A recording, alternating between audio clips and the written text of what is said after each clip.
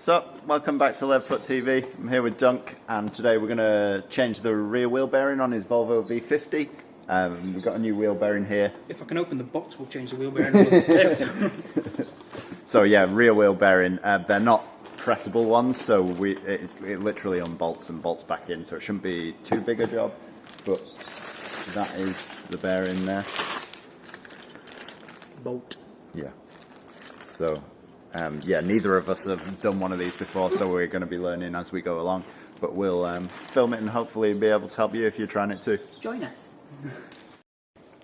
So we've started by jacking the car up. We got it on an axle stand and yeah, taking the wheel off. We won't show you how to take the wheel off because if you don't know that, you probably shouldn't be trying this. Shouldn't be around cars. So I'm going to start by taking the caliper off, which involves two 7mm on the back and then this little wire tag. 7mm Allen keys. 7mm Allen keys, yeah. So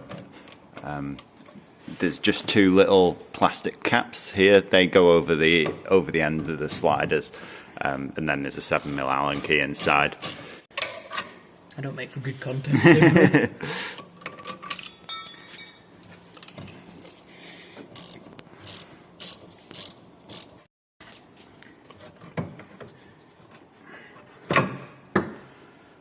Caliper. So once you've got those bolts out, the caliper will come off. You don't need to disattach the handbrake cable or anything. You can literally just move the caliper to the side. So that if you put it down that way somewhere. Tuck it. There we go. And then you're just left with the caliper carrier then, which I think is two 13mm bolts, which one here and one here. And take them out and then that caliper carrier should come off.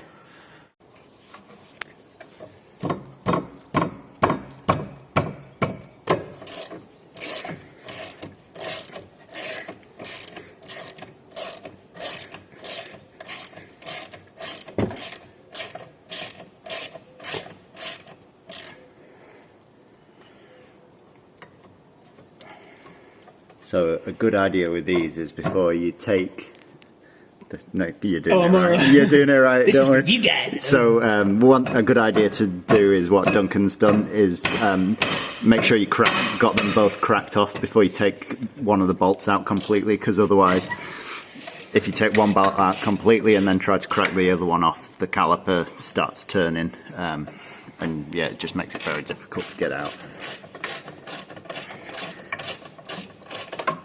So once you've got those two bolts out, the carrier should just drop off like that, and then you've got the disc which should just pull off.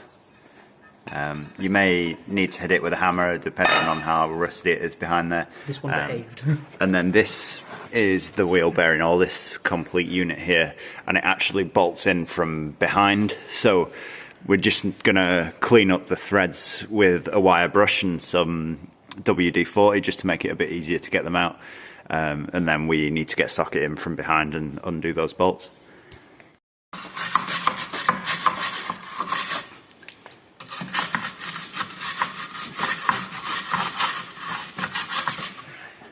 Sweet. Some lubrication. And then some WD-40 and do that at the bottom one. So we've just been trying to get the wheel bearing off. You can probably see there I've managed to get two of the bolts to move, but we're having a bit of an issue because they are these star kind of bolts. It's an E12, the socket size. I get focus. Yeah, E12 there you can see. That is meant to be the socket size, but because the bolt is going in the back and it's all encapsulated, they've all got very rusty, and the socket just isn't gripping it. We've hit it on with a hammer and the socket just keeps spinning. So we're going to cut the bearing off instead. The new bearing comes with new bolts, so I'd imagine it's probably a pretty common problem. So we're just going to cut through here with the grinder and get each bolt off. We should be able to pull it off then, and we can just stick the fresh one on with new bolts. Ford chassis are great, aren't they? Yeah, yeah. So it is a Ford chassis. This it is exactly the same as a Focus, and I think the Mazda 3 uses it as well. So yeah, it is a Focus chassis, and it'll be exactly the same on the Focus as well if you're wanting to change it on a Focus. So we're having a bit of a nightmare. Normally you would just be able to unbolt this bearing and take it off from behind, but because the bolts have got so rusty, we're having to cut it off, and it's very difficult to get the angle grinder in, which is why we've cut this section of the hub off, and now we're having to cut through the bolts to try and get the bolts off as well. It's a bit of a botched job to get it off, but we physically cannot get the bolts out because they're all stripping.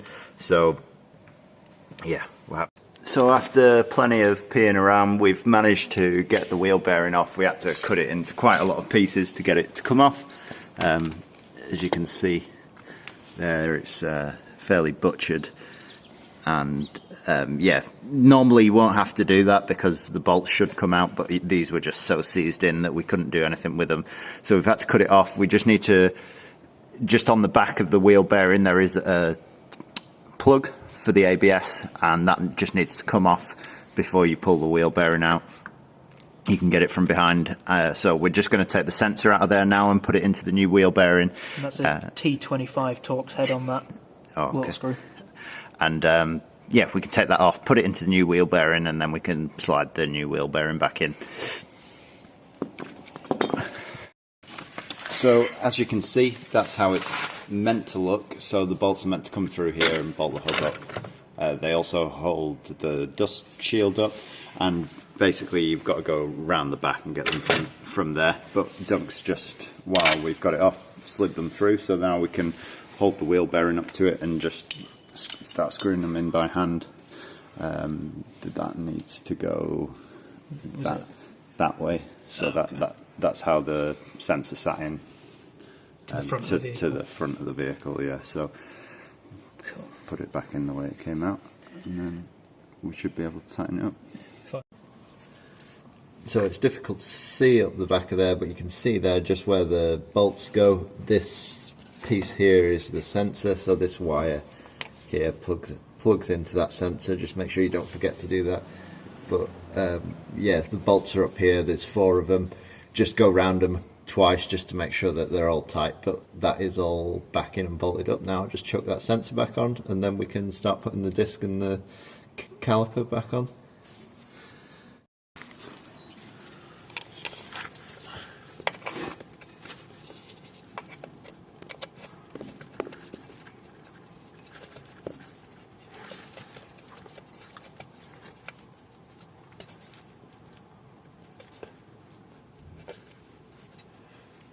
There we go, so that's the sensor. You can see there now where the bolts are, just 4 of them.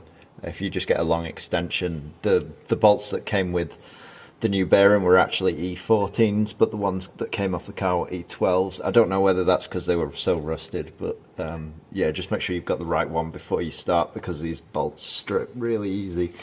But yeah, that's the sensor back on. We'll just put all the brakes back together now. So everything just goes back on in reverse order, basically. The disc on. Sometimes on some of the cars you'll have a locating screw. There doesn't seem to be one on this, but if you're doing it on a Focus or a Mazda, there might be a locating screw.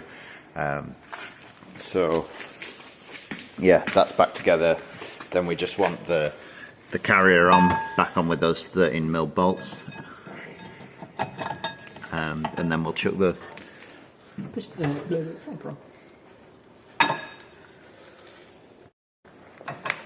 So once the carrier's back on, you want to put the pads in. As Duncan asked just a second ago, the one with the wire generally goes on the piston side. So once that's on, we can chuck the caliper back over the top of it. So once the caliper's back over, the pins just go in with the 7mm Allen key again. Yeah, and then it just all wants tightening back up.